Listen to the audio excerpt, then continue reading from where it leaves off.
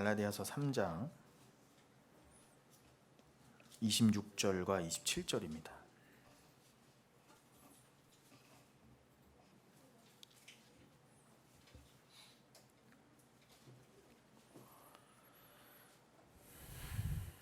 갈라디아서 3장 26절로 27절.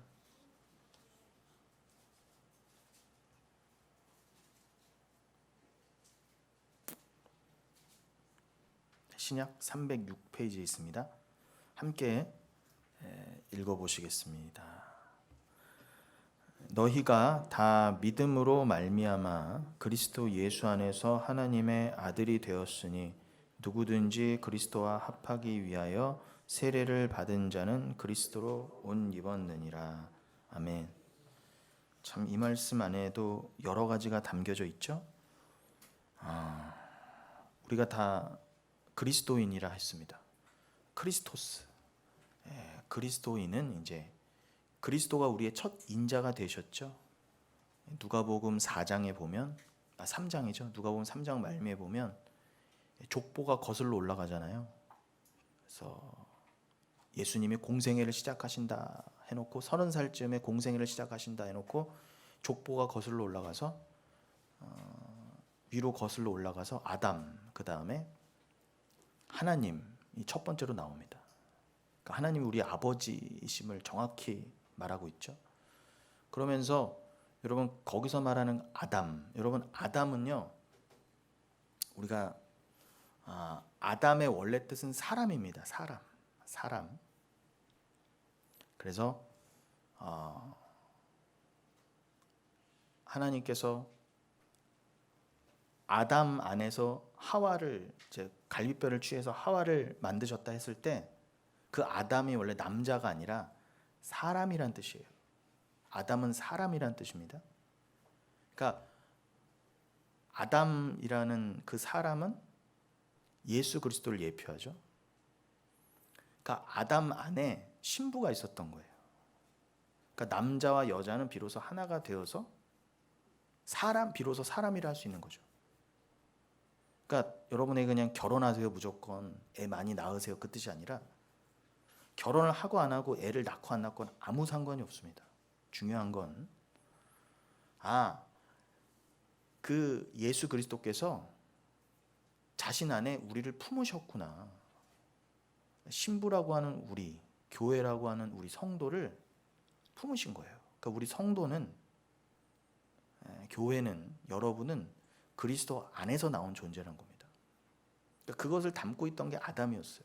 근데 그 아담은 사람이라는 뜻인과 함께 거기 보면은 족보에 그 아담은 정관사가 붙습니다. 그러니까 하아담이죠. 하아담. 그 사람이라는 거예요. 그러니까 일반적으로 사람, 세상에도 사람들이 걸어 다니잖아요. 그 사람들도 아담이라고 하지만 누가복음 3장에서 말씀하신, 족보에서 말씀하신, 그리고 성경에서 말씀하신 아담은 그냥 일반적인 아담, 사람이 아니라 그 사람, 그 아담이라는 거예요. 그 아담이 어떤 아담이요? 지금 누가복음 3장 족보로도 설명된 그 하나님의 계열을 따른, 믿음의 계열을 따른 자가 바로 아담의 계열이고요.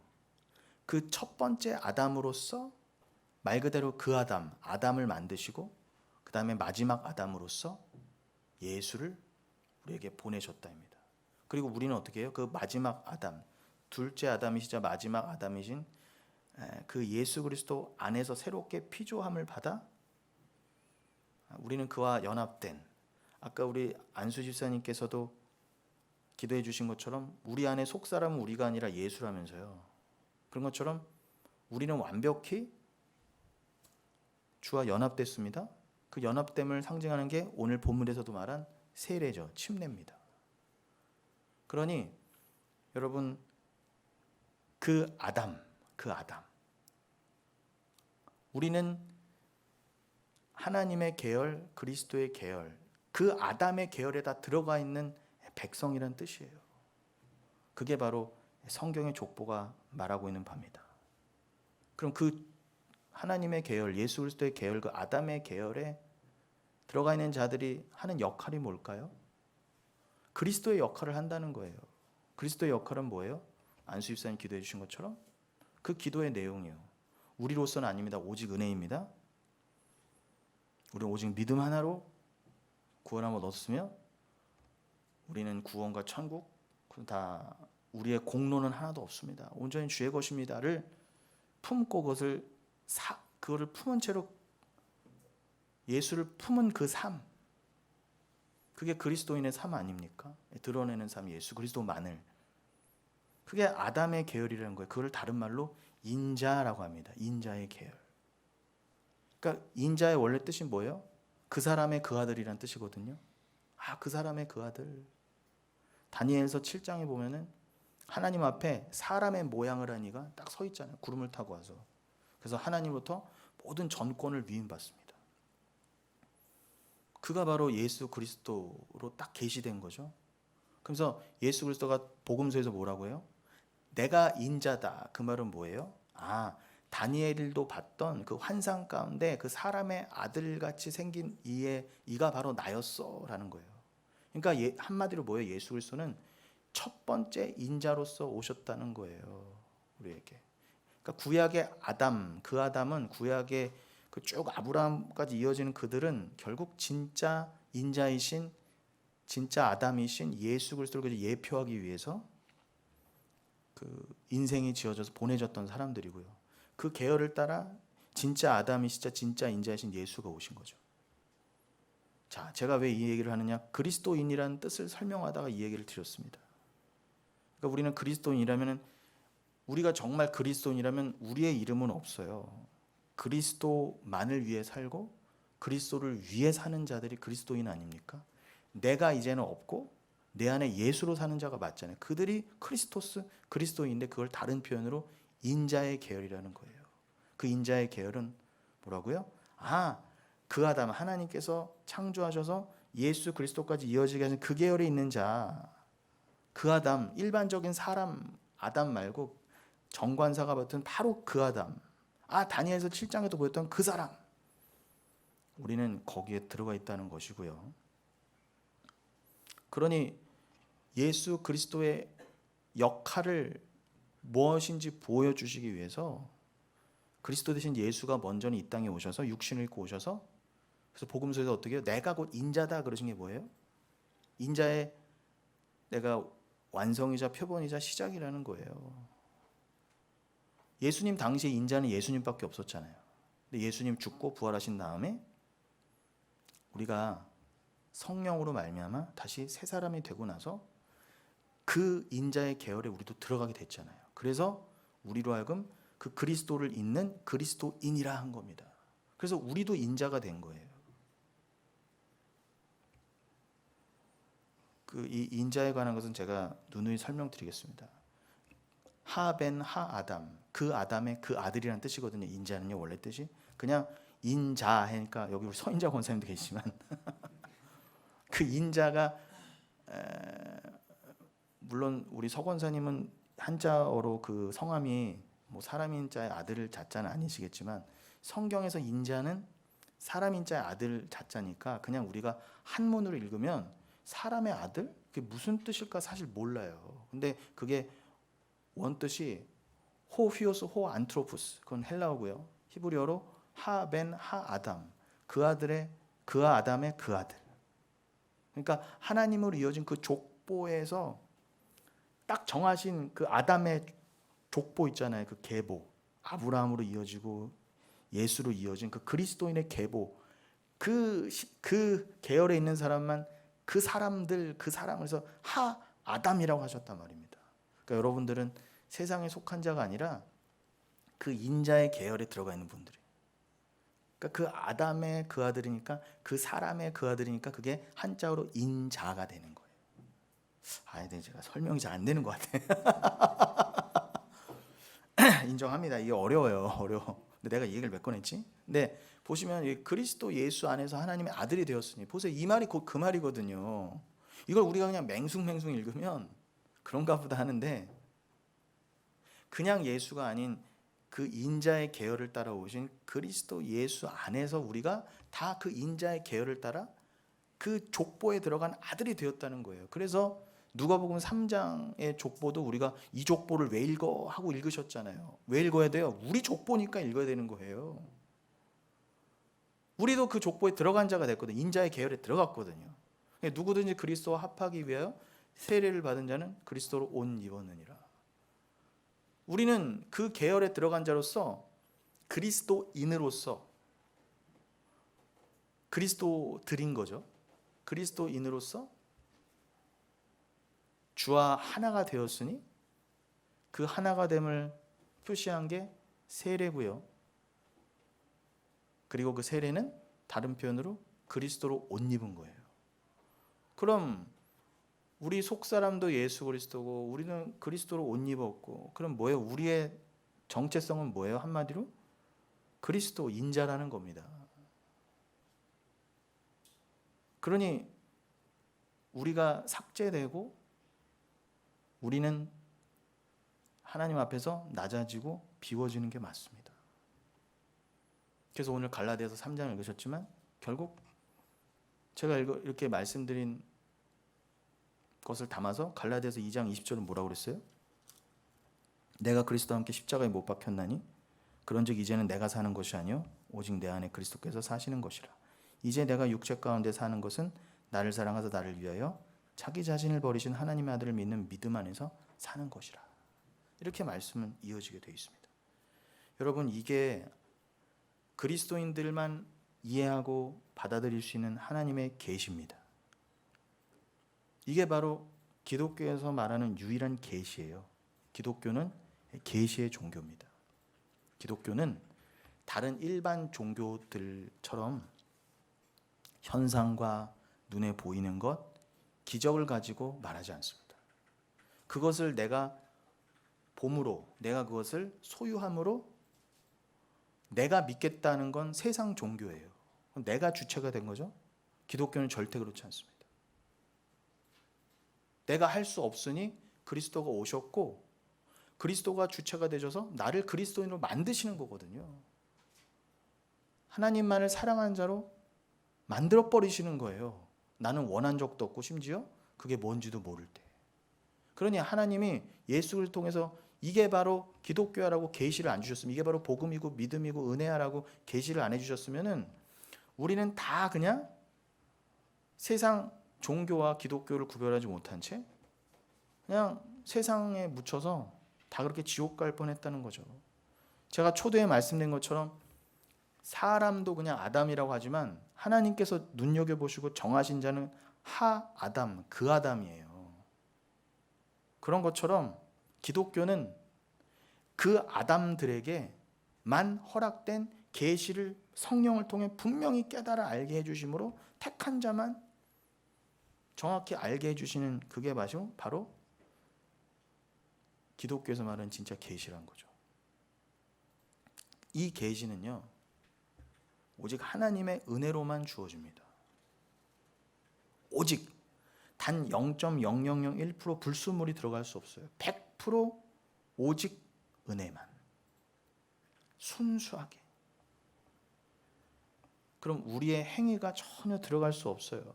어제 우리 백은경 집사님 그 사업장에서도 예배 드릴 때 출애굽기 4장으로 말씀드렸지만 그 잘난 모세조차도 자기의 선민의식과 모든 잘남과 인간됨을 다 내려놔야 됐습니다. 조금도 하나님은 그걸 허락하고 싶지 않으셨어요. 그래서 그 잘난 모세의 마음을 낮추시고, 네가 뭔가 너가 뭐 특별한 존재여서, 네가 이스라엘 백성이어서, 이스라엘 출신이어서, 네가 모세기 때문에 내가 널 선택했다라고 하는 그 잘난 마음을 다 죽이시려고 어떻게 해요? 하나님이 직접 모세를 죽이러 찾아오셨죠. 그냥 죽이는 척 하신 게 아니라 진짜 죽이려 하셨어요.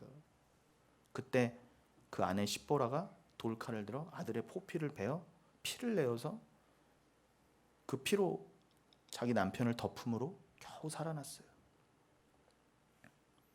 너는 아들의 피가 아니면 모세인 너조차도 내 앞에서 죽을 수밖에 없어를 드러내시려는 거예요. 그러니까 모세의 존재는요, 하나님 앞에서 아무런 가치가 없었던 거예요. 모세로서는 하나님 앞에 죽임을 당할 수밖에 없었습니다. 그런데 그 장자의 피로 살아났다는 건 뭐예요? 아들의 피, 예수 그리스도의 피를 상징하는 거잖아요.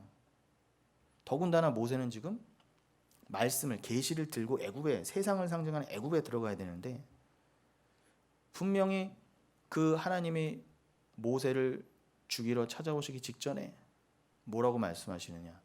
모세야, 너는 내가 준 말씀을 가지고 바로 앞에 가야 될 텐데, 바로에게 뭐라고 전하라고 하냐면은 그 장자의 피 얘기를 하세요. 장자가 다 죽을 것인데, 그러나 하나님의 진짜 장자, 그 예수 그리스도의 피, 그 어린 양의 보혈을 의지하지 않으면 다 죽을 거야 라는 거를, 그 심판의 메시지를 갖고 들어가게 한단 말입니다.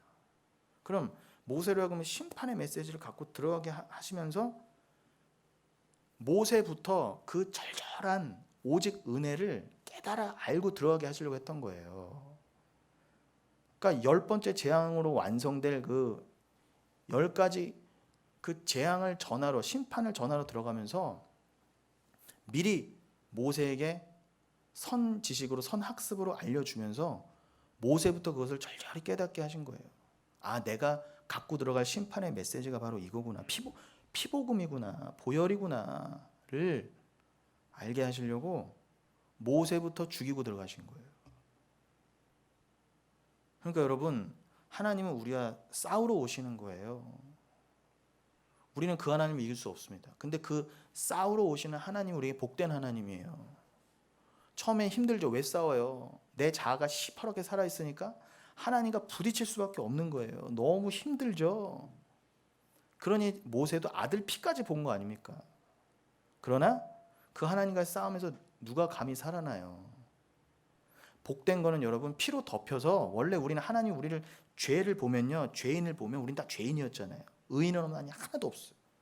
그럼 죄인을 보면 원래 하나님은 공의로우신 하나님에서 다 심판하여 죽이시는 게 맞습니다. 우리도 다, 모세도 그러할 뻔했는데 우리는 할 말이 뭐가 있겠어요? 사도 바울도 내가 죄인 중에 괴수라는데 우리가 할 말이 뭐가 있겠습니까? 그러니까 우리는 늘 모든 죄인은 하나님과 싸우면 다 죽을 수밖에 없는데, 그런데 그 모든 죄인 중에 누군가는 하나님이 사랑하셔서 아들의 피를 허락하셔서 덮으신다는 거예요. 그래서 그 덮인 자는 하나님이 살려주신다. 그래서 애굽의 출애굽 때의 10번째 재앙도 결국 아들의 피를 상징하는 어린 양의 보혈로 바른 곳만, 그곳의 장자만 살아날 수 있었던 거잖아요. 그러니까 중요한 건 은혜로 덮음이에요.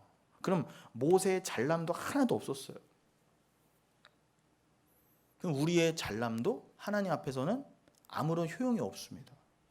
그저 하나님이 다 죽이시고 제하여 버리셔야 될 죄악의 찌끄러기 된 것뿐이에요. 우리들의 잘남이라는 거, 우리들의 인간성, 우리들의 무슨 공로, 우리들의 행위, 이런 것은 하나님 앞에 아무런 계수가 될 수 없는 찌끄러기. 제가 좀 점잖게 표현해서 찌끄러기라고 말씀드린 거죠. 오늘 설교 후반에 시간이 되면 드리려고 하는 말씀 중에 말라기서 3장 2절인데, 거기서는 제가 지금 찌끄러기라고 표현된 것들을, 우리의 행위, 우리들의 인간적인 모든 것을요, 말라기 선지자는 그냥 똥이라고 그래요. 똥. 그리고 니들이 자꾸 그렇게 똥을 의지하고 똥을 못 놓고 자꾸 그렇게 살잖아. 그럼 내가 심판 때 그 똥을 너희 얼굴에 확 발라버릴 거야. 그러세요. 영원히 우린 똥치함을 받을 거예요. 여러분 견디실 수 있으세요? 이런 우리가 매일매일 화장실에서 해결하는 그 배설물도 우리가 역겹잖아요. 냄새가 나고요. 알게 하시는 거예요. 근데 진짜 역겨운 건, 하나님 앞에서 정말 냄새가 나고 더러운 거는 우리의 하나님 앞에 내놓는 인간적인 행위라는 것입니다. 행위. 그런데 그 행위를 말라기서에서 말라기 선지자는 그것을 배설물, 똥이라고 한 거예요. 그러니 여러분, 우리는 매일매일 생활 가운데서 접하게 되는 그 우리의 그 배설물을 보면서도 어떻게 해요? 띄워주셨네 여기. 예, 이게 말라기서 2장 3절 말씀이죠. 똥 곧 너희 절기의 희생의 똥을 너희 얼굴에 확 바를 것이다. 절기의 희생의 똥, 이게 뭡니까? 우리들의 율법적인 행위의 그 것이잖아요. 그럼 영원히, 그러면서 뭐라고요? 너희가 그것과 함께 제하여 버림을 당하리라. 우리 얼굴에 똥을 확 발라서 영원히, 우리가 옛날 집 형태 같으면은 시골에서 변속관이 따로 있었죠. 그냥 똥무더기는 거기다 그냥 영원히 버려야하나요. 그런 것처럼 우리를 그렇게 제하여 버리시겠다는 거예요. 여기 얼마나 엄미한 말씀입니까? 하나님께서 이렇게 직접적인 직설적인 표현까지 써가시면서, 그럼 우리는 냄새나는 실제로 그 물질적인 배설물도 못 견디는데, 하나님이 우리의 수치로서 이게 네가 내 앞에서 계속 싸질러 놨던, 내가 원하지 않았던 건데, 냄새 난다고 치우라고 했던 건데 자꾸 하나님 앞에 내어놨던 이거 네 옆으로 확 발라버려서 영원히 지옥에 던져버리겠다. 제 말이 아닙니다. 그러니까 이것을 면하기 위해서라도 우리는 은혜를 의지해야 돼요. 그러니까 모세의 그 출신, 뭐 왕이었죠, 히브리인이었죠, 아주 공부를 많이 했죠, 기골이 장대했죠, 잘생겼죠, 뭐 배운 것도 많았죠. 하나님이 주의 종으로 택하기까지 하셨죠. 그랬던 모세도 하나님 앞에서 오직 은혜 외에는 다 똥이었다면 우리는 말할 게 뭐가 있습니까? 그러니까 은혜는요 오직 100%여야 되는 거예요. 절대로 은혜는요 단 0.001%도 불순물이 들어갈 수 없어요. 그 불순물은 하나님이 다 똥으로 여기신다. 그러니까 우리가 이것을 아멘으로 받을 수 있는 이 계시는 전혀 인간적인 어떤 이성적인 사고나 인간적인 설득 이런 것이 전혀 들어가지 않은 오직 하나님의 그 은혜로만 주어진다는 것이고요. 그 은혜로만 이해되어질 수 있다는 거예요. 여러분, 은혜를 구하십시오. 제가 전하는 복음이 다 안 받아들여지실 거예요. 그러면 은혜를 구하세요. 아직 우리 안에 시퍼렇게 옛사람이 살아있어서 그래요. 은혜 좋아, 은혜 좋은데 은혜와 견주어서 나도 그 은혜와 견줄 만한 내 안에도 뭔가 내가 내놓을 게 있다 자꾸 여기고 싶은 거죠. 그런 생각이 있다 보면요, 여러분, 자꾸 그 은혜 외에 내 생각이라는 불순물이 들어가면 어떻게 된다고요? 이 기독교라고 하는 종교도 종교처럼 여겨서 어떻게 해요? 이 기독교도 세상적인 방법론, 눈에 보이는 방법, 이성적인 방법, 그 인본주의적인 것으로 전해질 수 있다 이렇게 여길 수 있어요. 기적을 보여봐. 눈에 보이는 기적만 보이면 다 믿을 거야. 요게 바로 오직 은혜에 반하는 인본주의적인 똥 같은 생각이라는 거예요. 인간의 이성과 경험과 그 사유의 폭 안에서 진리는 이해되어질 수도 있고 받아들여질 수도 있다고 생각하는 그 저주받을 인간 중심의 사고다. 제가 누누이 말씀드렸습니다. 우리는 자꾸 유혹에 빠져요. 특별히 우리는 개척교회잖아요. 사람이 뭔가 많이 모여야 될 것 같아요. 지금도 벌써 많이 모이셨어요. 그리고 중요한 건 숫자가 절대 아닙니다. 이 은혜의 복음을 모르는 분들 1000명이 모이는 것보다요, 이걸 아는 분 1명이 모이시는 게 그것이 맞습니다. 그게 오히려 나은 거예요, 주님 앞에서는. 기적을 보이면 뭔가 우리가 원하는 그런 것으로 증거해 보이면 사람들이 막 폭발적으로 모여들 거야. 그렇게 기적을 보여줘서 복음을 이해시키자라고 하는 생각이 우리는 늘 도사리고 있습니다. 그게 바로 마귀의 사고인 것입니다. 여러분, 우리는 영혼교회라고 하는데 우리 영혼교회 모토가 뭐예요? 오직 믿음입니다. 그럼 우리는 믿음의 권능만을 믿고 온 사람들이잖아요. 여러분, 우리 안에 믿음을 가진 게 진짜 기적입니다. 우리가 어떻게 믿음을 갖게 되셨어요? 우리가 스스로 믿음을 얻었다 함이 아닌 거잖아요. 그럼 여러분, 오직 구원은 믿음으로만 얻는다면서요. 그러면 여러분이 구원을 받으셨다면 오직 믿음으로만 구원 얻으신 게 맞잖아요. 그러면 구원 자체가 기적이라고 한다면 여러분 안에 주신 그 구원을 위한 믿음은 말 그대로 그 믿음도 기적이겠죠. 여러분이 정말 천국 가시고 구원을 함을 받으셨다면 그게 기적이라고 한다면 그것을 유일하게 가능하게 하는 믿음이 곧 기적이란 말입니다. 다른 게 기적이 아니라.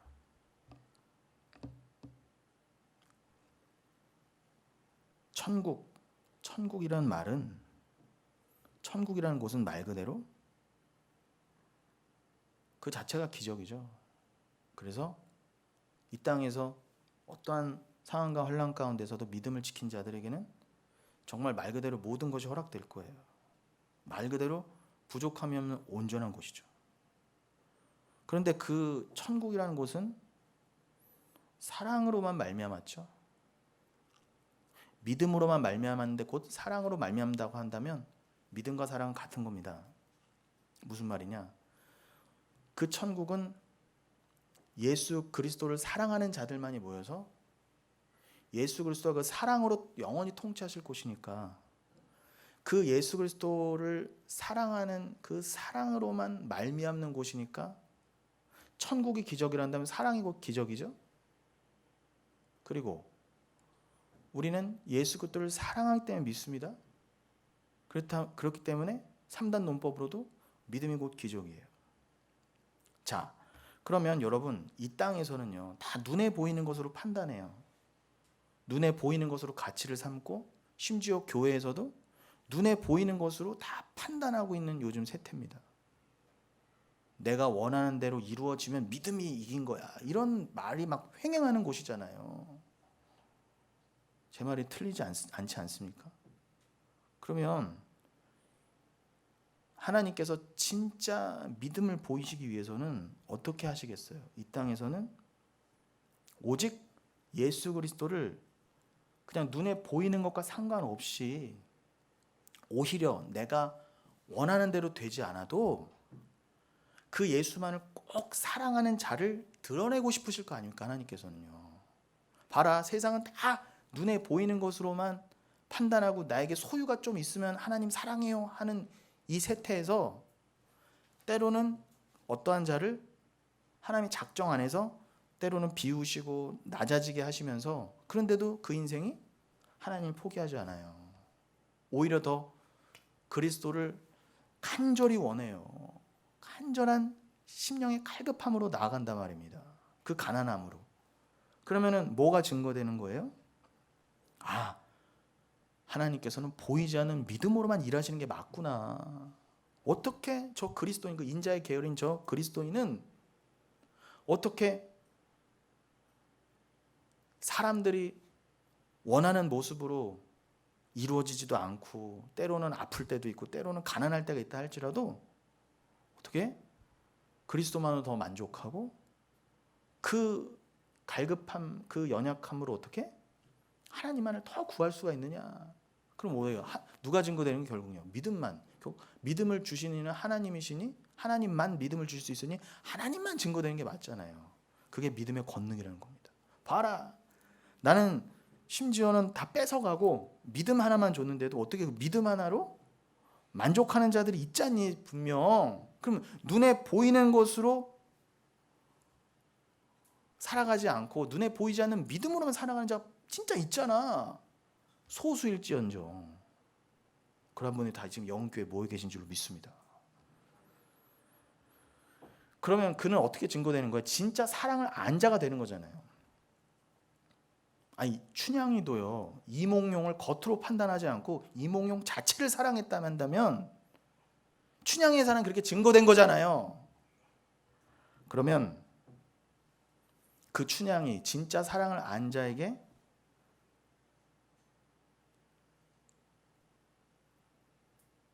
이몽룡이 그 춘향의 모든 것을 허락했던 것처럼 이 땅에서 눈에 보이지 않는 것으로 믿음으로 판명된 그리스도인들에게는 어떻게 해요? 그 진짜 사랑을 안 자에게만 허락된 진짜 기적인 구원과 영생과 부여함과 부족함 없음이 영원토록 허락된다는 것입니다. 그 증거를 삼으시기 위해서라도 여러분을 이 땅에서 때로는 낮추시고 때로는 굶주리게 하시고 때로는 광야의 험난한 길을 가게 하신다. 시편 23편의 표현대로라면 사망의 음침한 골짜기를 지나게 하실 때도 있다는 것입니다. 그러나 신명기서 8장에서처럼 그렇게 하시는 이유는 뭐라고요? 다른 이유는 없다는 거예요. 여러분을 일부러 그렇게 살게 하시고 하나님이 능력이 없어서가 아니라 아유 내가 몰랐다, 내가 실수했다가 아니라 뭐라고요? 제가 직접 읽어드리겠습니다. 신명기서 8장 1, 2절. 너무 귀한 말씀이죠. 내가 오늘 명하는 모든 명령을 너희는 지켜 행하라. 그리하면 너희가 살고 번성하고 여호와께서 너희의 조상들에게 맹세하신 땅에 들어가서 그것을 차지하리라. 여기서 말하는 땅은 단순히 가나안 땅이 아니라 천국을 말하는 거죠. 2절. 네 하나님 여호와께서 이 40년 동안에 내게 광야 길을 걷게 하신 것을 기억하라. 이는 너를 낮추시며 너를 시험하사 내 마음이 어떠한지 그 명령을 지키는지 지키지 않는지 알려 하심이라. 너를 낮추시며 너를 줄이게 하시며 또 너도 알지 못하며 내 조상들도 알지 못하던 만나를 내게 먹이신 것은 사람이 떡으로만 사는 것이 아니요 야훼의 입에서 나오는 모든 말씀으로 사는 줄을 내가 너로 알게 하려 하심이라. 보세요, 오직 믿음이래잖아요. 사람이 떡으로만 눈에 보이는 걸로 사는 게 아니라 누군가는 반드시 그 말씀으로만 믿음으로만 사는 거야 라고 한 사람이 있잖아, 분명히 있잖아를 드러내게 하시려고 여러분들을 그렇게 사용하신다는 거예요. 여러분 이 하나님이 사용하고 계시다고 여러분들 들어서 여러분들을 사용하실 때 물론 힘들죠. 그런데 끝까지 아우 힘들어 난 싫어요 할 사람은 없다는 거예요. 하나님 택하신 백성은 반드시 그 마음에 위로와 평강을 주시면서 결국은 그 길을 끝까지 가게 하신다입니다. 그럼 여러분을 의지하지 마세요.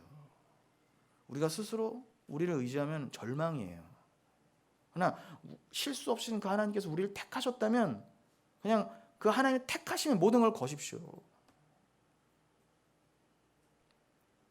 아니, 우리는 수시로 넘어지잖아요. 수시로 의심하고 수시로 조그만 어떤 상황에서 우리는 조석변개합니다. 그럼 우리를 어떻게 믿어요? 우리 스스로요. 저는 저를 못 믿어요. 솔직히요. 여러분도 제 안에 예수만 믿으시기 바랍니다.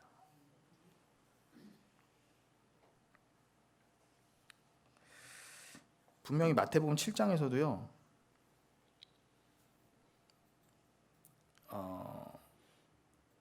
그죠? 거기서 기적과 이런 눈에 보이는 것이 능력이랍시고 보이는 염소들이 있습니다. 그러나 그들이 아무리 주의 이름으로 능력을 행하고 주의 이름으로 기적을 행하고 주의 이름으로 심지어 귀신까지 죽기까지 했는데도 왜 나를 모른다고 그러세요? 이렇게 따져요 하나님께. 그러니까 여러분 겉으로 예수 이름으로 귀신 쫓아내고 어떤 기적을 보인다고 할 때 최소한 그것으로는 판단하지 마시라는 거예요. 여러분 분명히 말씀에서 염소들도 하는 거라면 최소한 어떻게 우리가 이해를 해야 돼요?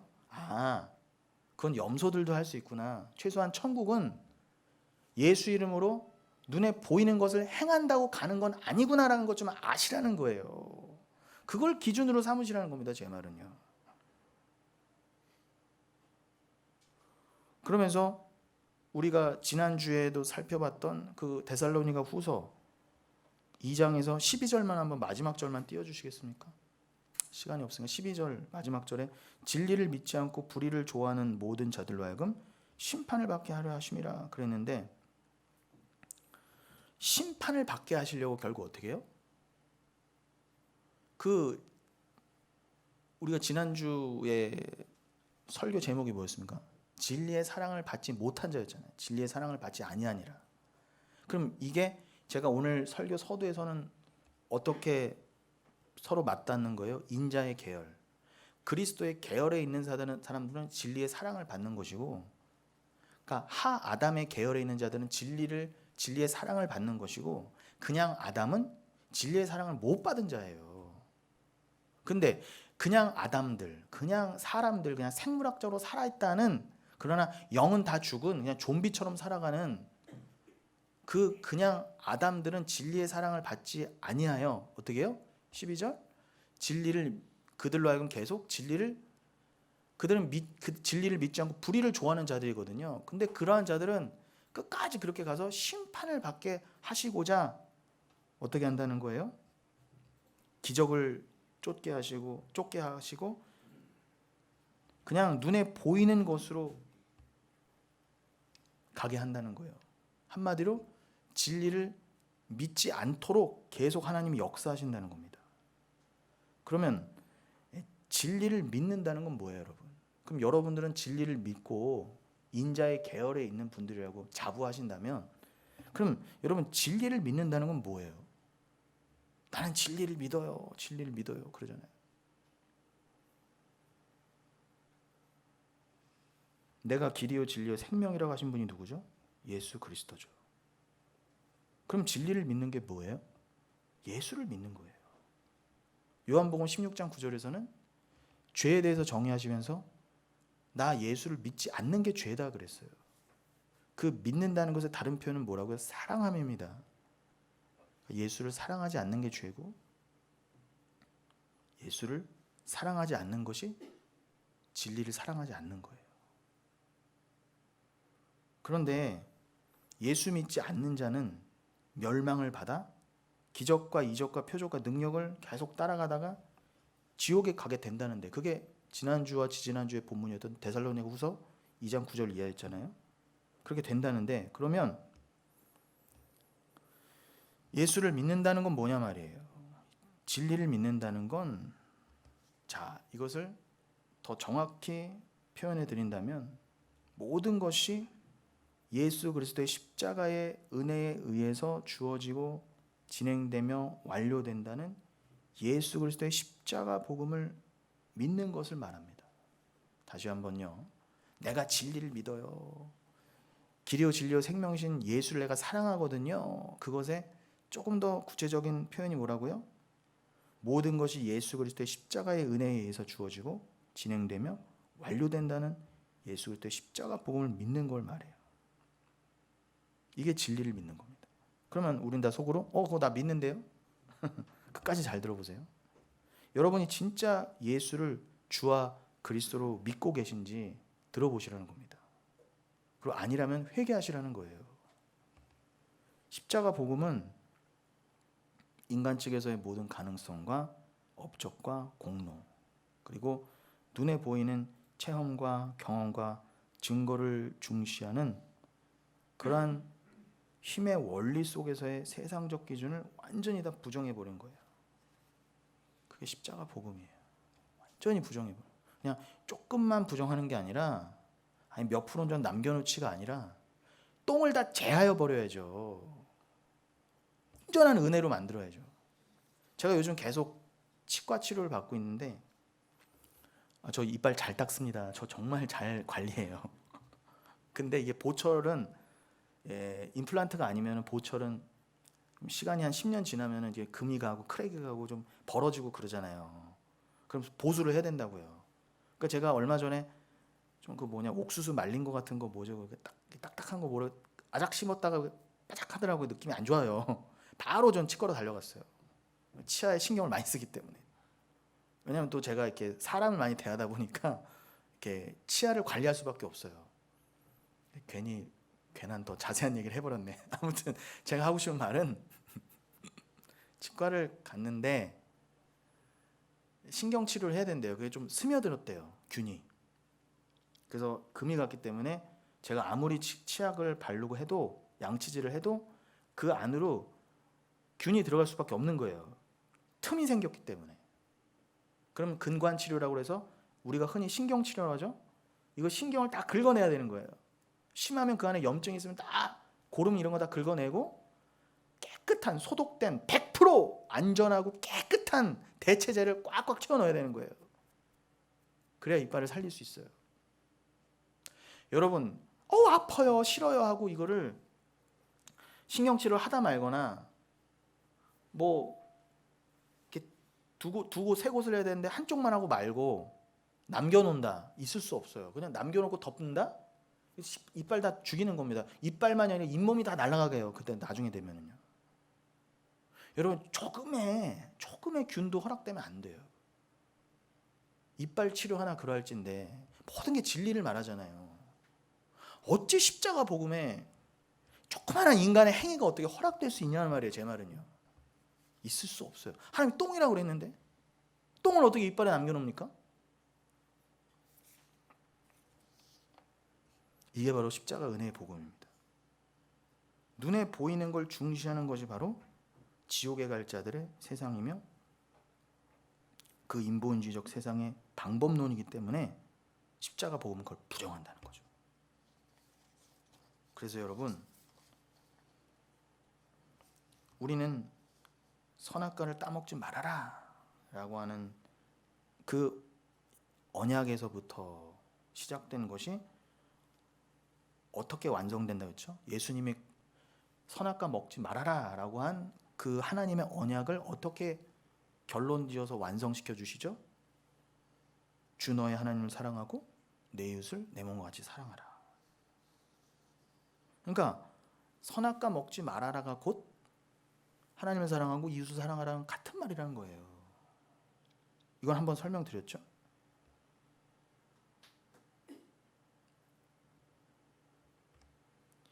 우리는 이 계명을요, 하나님 사랑, 이웃 사랑은커녕 선악과도 못 지키던 자들이잖아요.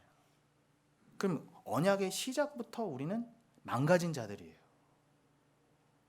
우리 스스로는요, 하나님 사랑, 이웃 사랑은커녕 선악과 먹지 마라고 하는 언약부터 다 깨진 인간들이잖아요. 그럼 우리에게 무슨 가망이 있어요? 무슨 거창하게 하나님 사랑, 이웃 사랑 하기도 전에 우리는 선악과나 못 지키던 자들이었단 말입니다. 그럼 할 말 다 한 거죠. 그런데 우리가 어떻게 모든 계명을 다 지킨 자로 하나님이 여겨주시게 됐냐는 거예요. 그게 우리의 공로가 아니었던 거죠. 선악과 하나도 못 지키던 우리가 어떻게 모든 계명을 지킨 자로 하나님이 여겨주셨게 됐다고요? 바로 그 비밀은 예수 그리스도죠. 예수 그리스도가 우리를 대신해 모든 계명을 완성하신 자로 우리에게 사랑으로 주어짐으로 우리가 그와 사랑으로 은혜로 연합하게 되므로 그의 모든 공의가 우리께 돼버렸어요. 그래서 우리는 이제 율법에 대해서 죽은 자가 됐단 말입니다. 그렇다고 우리가 아무렇게나 살게 된다는 건 아니잖아요. 맞죠? 어떻게 은혜를 안 자가 나 이제 다 이룬 자니까 계명에 대해서 죽은 자니까 계명을 함부로 어겨야지라는 그렇게는 갈 수 없잖아요. 계명을 지켜서 구원은 아니지만 이제 계명에 대해서 어떻게 해요? 우리가 자유한 자가 되되 그 계명이 사랑의 음성으로 들리게 되면서 그러나 아직은 이 땅에서 육을 입기 때문에 계명을 지키려고 해도 안 되는 나를 보면서 어떻게 해요? 점점 더 예수 그리스도를 의지하여 갈 수밖에 없잖아요. 그러면서 우리는 점점 어떻게 변해가요? 우리 안에서 그 계명을 지켜낸 자의 신분에 맞는 삶에 대한 추구와 분투와 노력이 당연히 나오게 돼 있어요. 내가 이걸 지켜서 구원이 아니라 이미 나에게 사랑으로 들어온 이 주님 자체가 계명인데 그 주님이 원하시는 삶을 내가 살아보고 싶다라는 내 안에 그래도 열정이 나온단 말입니다. 근데 이게 늘 완전하진 않아요. 아직은 육을 입고 때문에. 그러나 우리 안에선 계속 분투와 노력이 나오게 돼 있어요. 아, 내가 은혜에 합당한 삶을 살고 싶다. 이전에 그런 모든 불의한 일들을 버리고 내가 정말 그리스도인답게 살고 싶다. 근데 그 그리스도인답게 산다는 것의 핵심이 뭐예요? 우리가 하나님의 명령을 무시하고 선악과 따먹고 다 내가 하나님처럼 살려고 하나님 자리에서 내가 하나님인 것이냐? 그렇게 나만을 위해 살던 내 중심대로 내 생각이 맞아. 내가 판단하는 게 맞아. 내 말이 맞아. 그렇게 살던 다 우리였잖아요. 그런데 거기서 겸손하게 그 자리에서 내려오게 되잖아요, 점점. 그러면 여러분, 내가 왜 자꾸 왕이 되고 싶었던 거예요? 내가 자꾸 왜 하나님이 되고 싶었던 거예요?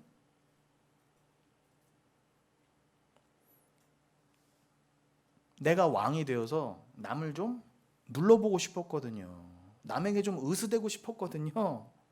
남에게 좀 난 하나님 믿었더니 이런 복도 받았어 라는 것들까지도 이용해서 내가 좀 남들보다 잘난 사람인 것처럼 좀 보이고 싶었거든요. 그게 스스로 왕 되고자 하는 그 마음인 거잖아요.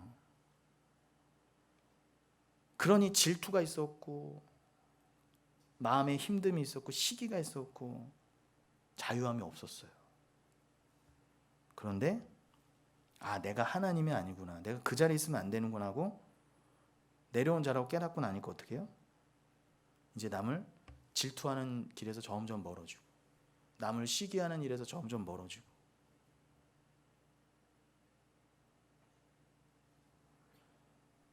그렇게 그 모습으로 이웃을 사랑하는 모습으로까지 우리는 점점 나아가게 된다는 것입니다. 여러분, 내 안에 남을 시기하고 질투하는 마음이 크게 있으면서 겉으로만 아닌 척하는 거 하나님 왜 모르시겠어요? 그거는요, 여러분, 여기 이빨 치료를요 대강 해놓고 그냥 덮어놓은 거라니까요. 아닌 척 회칠한 무덤이지 않습니까? 그러니까 우리를 다 긁어내고요, 정말 내가 피조물이다, 난 모든 가치 판단을 내려놔야 되겠구나, 그렇게 가야 돼요. 그럼 나도 하나님 앞에서 하나님이 세상적인 가치로 안 봐주시는 거 그냥 나 자체로만 하나님이 존귀히 여겨주시고 내 안에 믿음으로만 나를 여겨주신다면 여러분도 남을 대할 때 저 사람이 얼마를 가졌느냐, 몇 명의 자녀가 있느냐, 자녀가 삼성전자를 다니느냐, 몇 살까지 살았느냐, 직분이 뭐냐, 이런 걸로 남을 판단하거나 시기하고 질투할 수가 없는 거예요. 없는 것입니다.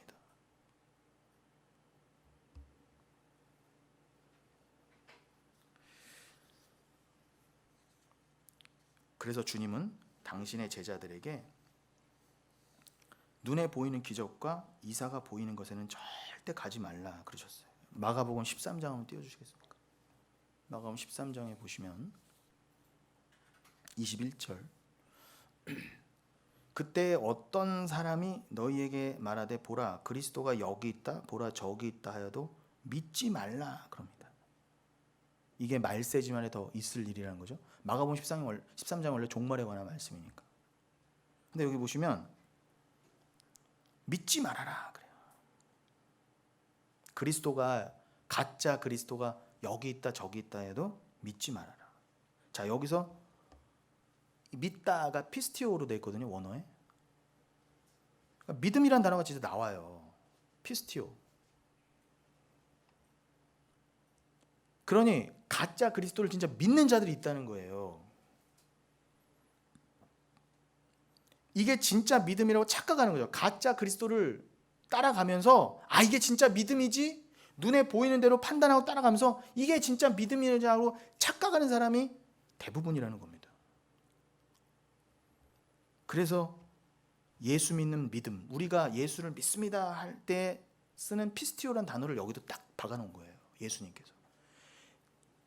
아담, 그냥 죽을 아담들, 일반 아담, 그냥 세상 사람들도 거짓 그리스도를 쫓아가면서 스스로 내가 믿음이 있다고 착각한다는 거예요. 무섭지 않습니까? 22절, 거짓 그리스도들과 거짓 선지자들이 일어나서 이적과 기사를 행하여 할 수만 있으면 택하신 자들을 미혹하려 하리라. 할 수만 있다면 여러분 여기에 우리가 다 이제 그죠? 택하신 자들로 모여 계세요. 근데 여러분들도 미혹 당하실 수 있다는 거예요.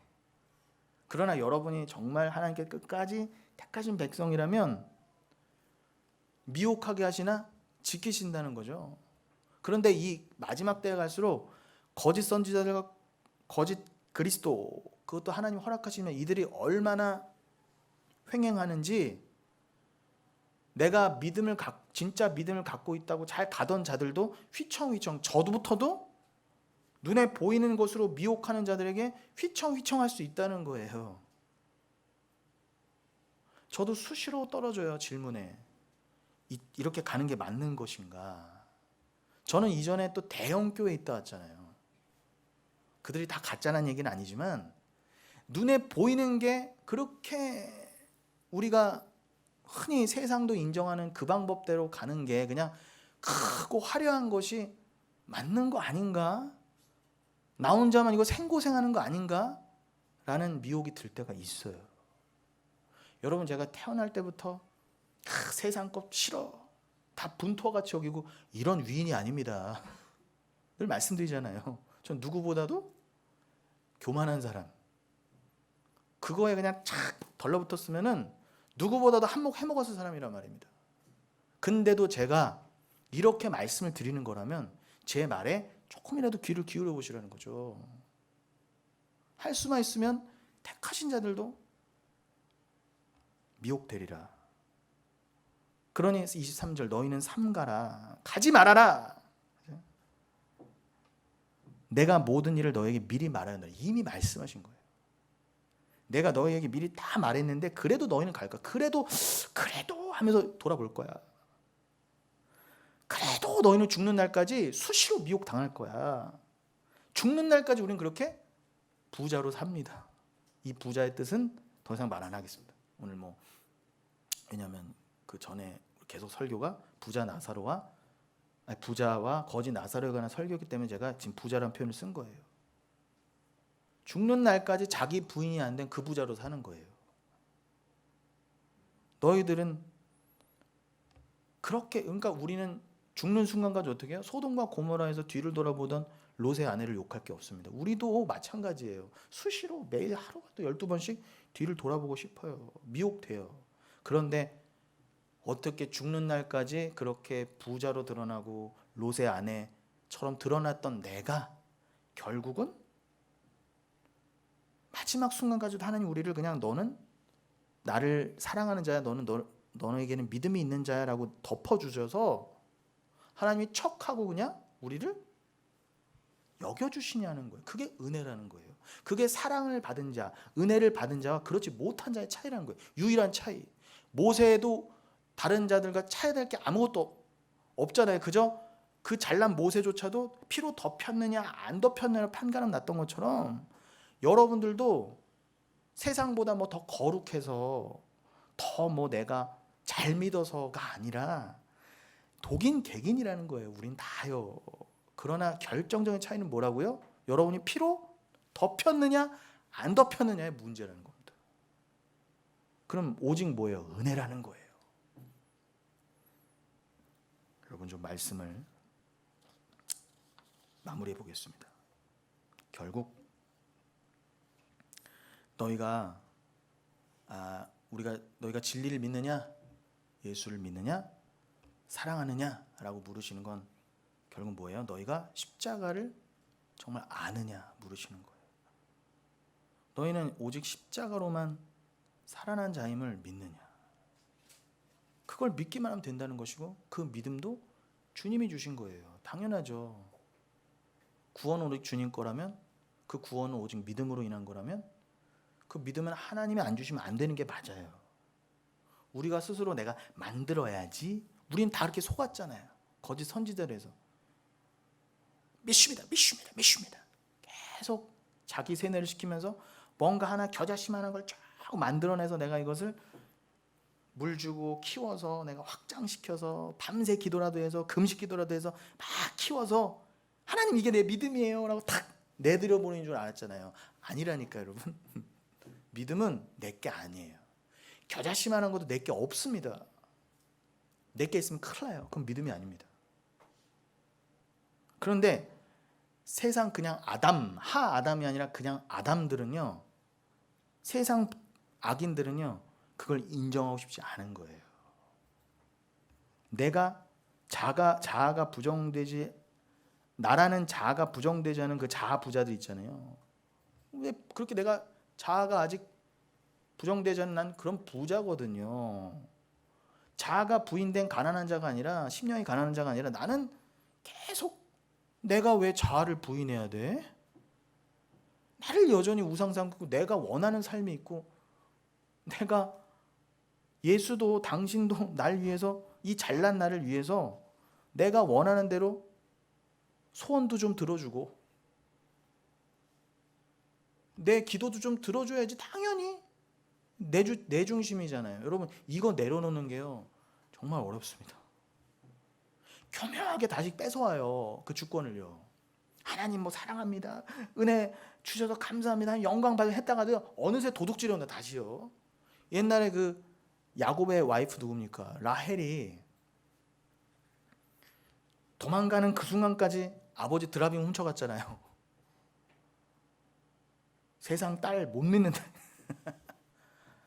아버지 집에 그 제일 중요한 가보마저 홀랑 훔쳐가잖아요. 라헬이 뭐가 잘났어요? 라헬은요, 험한 표현은 도둑 지지배예요. 그런데 그 라헬이 어찌 그렇게 야곱의 사랑을 입어? 그러니까 그렇게 못난 여자인데도, 신부인데도 신랑의 사랑을 얻는 게 중요하다면, 우리도 수시로 아버지 거 도둑질하려고 그냥 호시탐탐 노리고 있는 우리라면 결국 우리가 기대고 믿을 건 뭐밖에 없어요? 사랑밖에 없는, 아버지의 사랑, 남편의 사랑밖에 없는 거예요.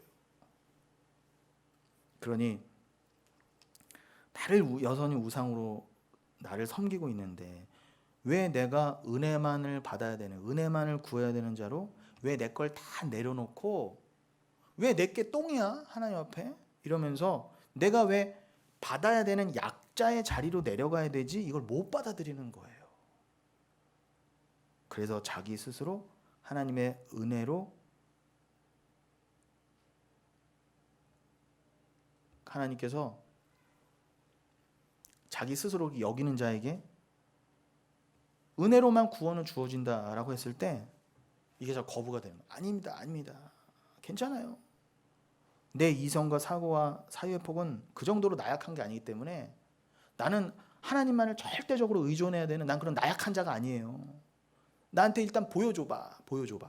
기적 보여주시고 내가 원하는 대로 척척 보여주시면 기도 응답도 척척 해주세요.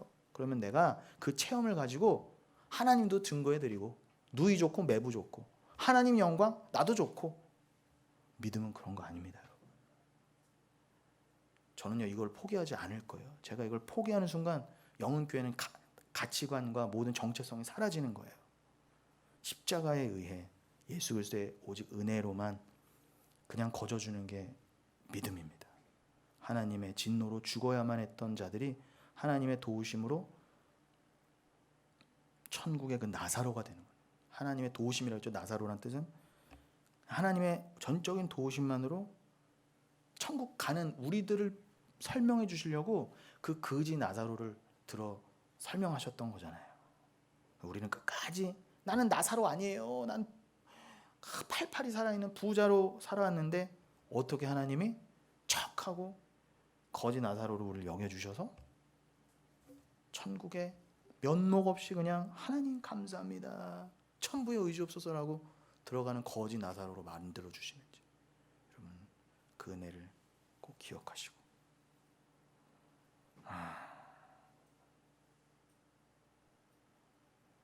기독교는 세상 종교가 아니라 계시의 종교이며, 세상 종교, 아담들이 그냥 일반 아담들이 섬기는 종교는 선악과를 따먹은 욕망하는 죄인들이 만들어낸 아주 교활하고 이기적인 세상살이의 방법론에 불과하지만, 그게 세상 종교지만, 하 아담 인자의 계열, 그 아담의 계열에 있는 여러분들 그리스도인들이 믿는 종교는 그런 세상 종교가 아니라 기독교라는 것, 세상살이의 방법으로서 믿는 그런 종교가 아님을 꼭 믿으시고, 그것이 흔들릴 때마다 오직 성령 충만함을 구하시며 은혜의 충만함만을 더 구하며 나아가시는 저 여러분 되시기를 예수님의 이름으로 축원드리겠습니다. 우리 찬송가, 우리 은희가 골라주는 찬양 가운데 우리 첫 번째 찬송이었죠. 그 내 영혼의 그윽기 깊은 데서 우리 1, 2절만 부르시고 이렇게 기도하는 시간 갖도록 하겠습니다. 선창해 주세요. 영혼의 그윽기 깊은 데서 맑은 가락이 흘려나네.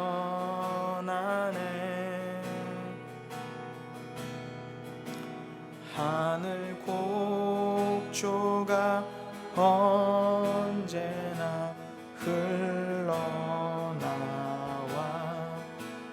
내 영혼을 고이 사네.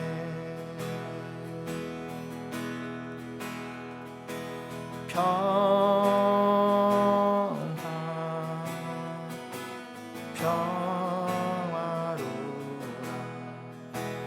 하늘 위에서 내려오네.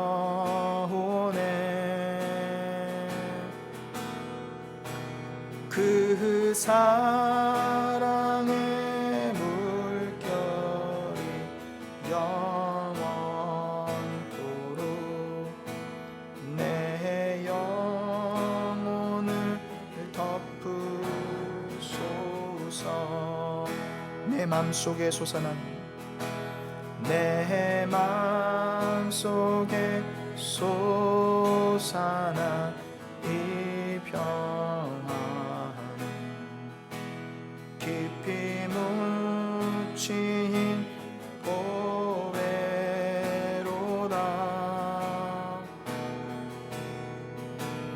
나의 보화를 캐내어 가져다 차. 그 아무도 없으리라. 평화로다. 평화로라 하늘 위에서 내려오네.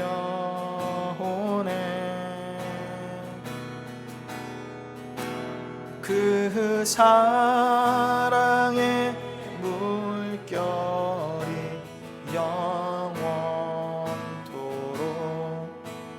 내 영혼을 덮으소서. 주님, 우리 안에 세상이 어찌할 수 없는 이 평강, 오직 예수, 그 은혜로 주어진 믿음, 이것이 진정한 보배인 줄로 믿습니다. 내 밖의 상황과 환경은 나를 수시로 미혹하고 나에게 평화가 없음이라고 자꾸 속삭이지만, 너는 불안하다고, 너는 근심이 있어야 된다고 자꾸 속삭이지만, 그러나 우리의 옛사람은 그것에 늘 넘어지고 늘 고난 가운데 있지만, 그러나 우리에게 소망이 있으면 우리 인생 자체에, 나라고 하는 인간 자체에 소망이 있음이 아니라 내 안에 보배, 즉 예수 그리스도 때문에 나에게 소망이 있는 줄로 믿습니다. 이 보배는 나의 실수로 내가 연약해서 잃어버릴 수 있는 것도 아니며 하나님이 주신 것이기 때문에 끝까지 지키시는 것이며, 결국 나는 이 내 안의 보배 예수 덕분에 결국 구원의 완성에 이르게 될 줄로 믿습니다. 그러면 어떤 세파 가운데서도 내 안에 예수 그 말씀 때문에 나는 절대 평강을 유지할 수 있는, 오히려 내 연약함과 내 상황을 통해서 오히려 그럴수록 내 안에 드러날 수밖에 없는 그 절대 평강, 절대 은혜, 그 예수만을 드러내는 그 삶으로 인도하여 주옵소서. 나의 연약함이 곧 하나님의 강함인 줄로 믿습니다. 나는 간 곳 없고 내 안에 예수만이 드러난 삶으로 인도하여 주옵소서. 그 진짜 평강으로 인도하여 주옵소서. 주의 이름 3번 부르시고 간절히 기도합니다. 주여, 주여, 주여. 내 영혼의 극히 깊은 곳에 예수가 계십니다. 내 영혼의 깊은 곳에서 성령께서 우리에게 말씀하십니다. 평강이 있을지어다. 평강이 있을지어다. 우리에겐 오직 내 안에 보배로우신 예수가 계시기 때문입니다. 내 안에 말씀과 은혜와 믿음이 있기 때문인 것입니다. 주님, 우리는 거친 세파 가운데 이 세상의 것으로 휘둘리라고 우리 인생이 주어진 것이 아님을 믿습니다. 그저 세파에 흔들리는 가운데 이 세상의 것을 얻어내려고, 그저 이 세상 것을 조금이라도 더 얻어내고 그렇게 사는 것으로 내 만족과 유익을 위해서 내가 왕이 돼서 살아가고자 하는 것이 내 인생의 목적이 아닙니다. 오히려 내 안에 예수로 말미암아 그것을 내려놓고 내 삶이 아닌 예수로 말미암아 평강을 얻어가는 그 모습을 보이게 하옵소서. 증거하게 하옵소서. 주님, 내 안에 믿음을 주신 주님, 내 삶을 통해 주를 말씀을 드러내 주옵소서. 우리 귀하신 영혼교회 한 분 한 분 우리 성도님들의 인생을 사용하여 주옵소서.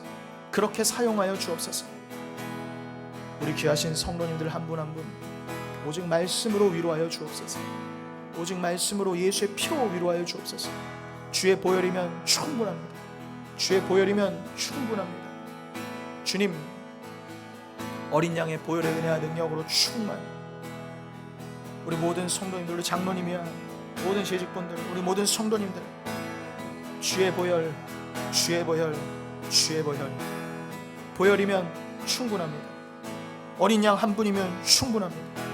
그 은혜면 충분합니다. 은혜로 족합니다. 주님, 우리의 어떤 기도 제목과 환난 가운데서 더욱더 조용히 주 앞에 무릎으로 나아가게 하여 주옵소서. 하나님과 독대하며 말씀 앞에 무릎 꿇고 앉아 내 영혼의 극히 깊은 곳에 계신 예수 그리스도를 깨달아 알게 하여 주옵소서. 주님, 이 보배가 진정한 보배임을 알게 하여 주옵소서. 예수 그리스도만이 진정한 보배임을 알게 하여 주옵소서. 말씀만이 우리의 진정한 생명임을 깨달아 알게 하여 주옵소서. 주님, 우리 영혼교회 귀하신 성도님들 한 번도 예외 없이 오직 믿음으로, 오직 은혜로, 오직 예수 그리스도로 완성되게 하여 주옵소서. 복음으로 완성되게 하여 주옵소서. 보혈로 완성되게 하여 주옵소서. 다 천국으로 인도하여 주옵소서. 오 할렐루야, 할렐루야.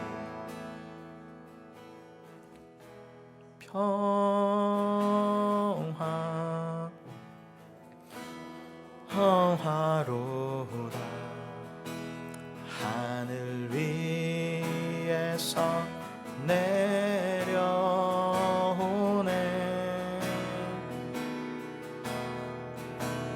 그 사랑의 물결이 영원토록 내 영혼을 마지막으로 고백합니다. 평화로다. 평화로다.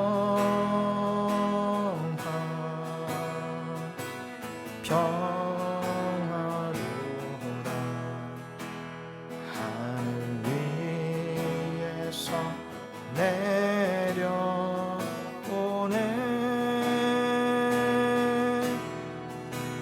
그 사랑의 물결이 영원토록 내 영혼을 덮으소서. 주님, 내 마음속에 솟아난 이 평화 내 것이 아닙니다. 주님이 내 안에 샘솟게 해주신 이 평화가 곧 예수 그리스도, 곧 말씀, 곧 진리, 곧 보배인 줄로 믿습니다. 은혜로 받게 된 나의 보화, 진정한 보석이신 예수 그리스도요, 이 은혜를 가져갈 자 아무도 없습니다. 주님은 이 진짜 보배를 선명하게 우리 성도님들의 인생을 통해 보이기 위해서라도 우리들에게 세파와 미혹을 허락하실 수 있을지언정, 주님은 우리에 대한 믿음의 권능으로 역사하시고 우리에게 자신감이 있으시기 때문에 우리를 반드시 건지실 줄로 믿습니다. 우리 귀하신 영은교회, 귀하신 우리 권속분들, 우리 장로님이야 안수 집사님, 모든 권사님들, 우리 재직분들, 우리 성도님들, 때로는 수시로 세파 가운데 저 아담들의 모습을 보며 흔들리고, 내가 가진 믿음이 진짜일까, 내가 가진 기독교가 진짜일까 라고 흔들리실 때마다 더욱더 말씀으로 역사하시고 위로하여 주옵소서. 오직 예수를 의지하여 하나님께만 전적으로 의존하여 가는 그 길, 구원의 완성, 천국의 입성으로 가는 그 길에 담대히 두려움 없이 나아가게 하여 주시옵시고, 세상에 대하여 그 믿음만을 드러내며 보이지 않는 믿음으로 말미암는 이 역사를 담대히 증거하며 나아가실 수 있는 우리 한 분 한 분 되시게 하여 주옵소서. 그 삶을 위해서 각자에게 허락하신 지금 상황과 어려움들, 기도 제목들이 있습니다. 연약함들이 있습니다. 이 모든 것들은 우연이나 실수가 아니라 바로 이것 단 하나의 이유, 즉 하나님 살아계신과, 결국 성도는 보이는 것으로 믿는 것이 아니라 보이지 않는 믿음으로, 그 안에 예수 그리스도를 믿는 믿음으로 승리하는 것이라는 걸 보여주시기 위해서 한 분 한 분 지금 말할 수 없는 형편과 하나님께만 고할 수밖에 없는 어려움들이 있는 줄로 믿습니다. 그러나 그것들이 다 하나님의 실수로 우리에게 필요 없는 것인데도 주어진 것이 아니라 그저 하나님을 더욱 의지하고 보이는 것으로 다 몰려가는 것이 가짜라는 것을 보여주기 위해서라도 허락된 그 기도 제목과 상황들이오니 주님이 세심하게 세밀하게 굽어 살펴 주시옵시고, 때를 따라 돕는 은혜로 말씀으로 넉넉히 이기며 나아가실 수 있도록 우리 성도님 한 분 한 분 오른손을 붙잡아 주시고 복의 복을 더하여 주옵소서. 그저 그러할수록 더욱 나라와 의를 구하며 하나님만 의지하고 나아갈 때 뒤를 돌아보니 어느 순간 하나님께서 도와주시고 또 회복시켜 주시며 앞으로 한 발 더 나아갈 수 있는 그 힘과 영육간의 강건함을 허락하실 줄로 믿습니다. 그 은혜를 믿고 감사함으로 예물을 준비하였습니다. 주님, 나의 상황이 있지만 그러나 그 상황을 뛰어넘는 믿음으로 이 예물을 주 앞에 구별하여 드리오니 주님 영원토록 흠양하시고 연락하여 주옵소서. 감사드리며 우리 주 예수 그리스도 받들어 간절히 기도드리옵나이다. 아멘.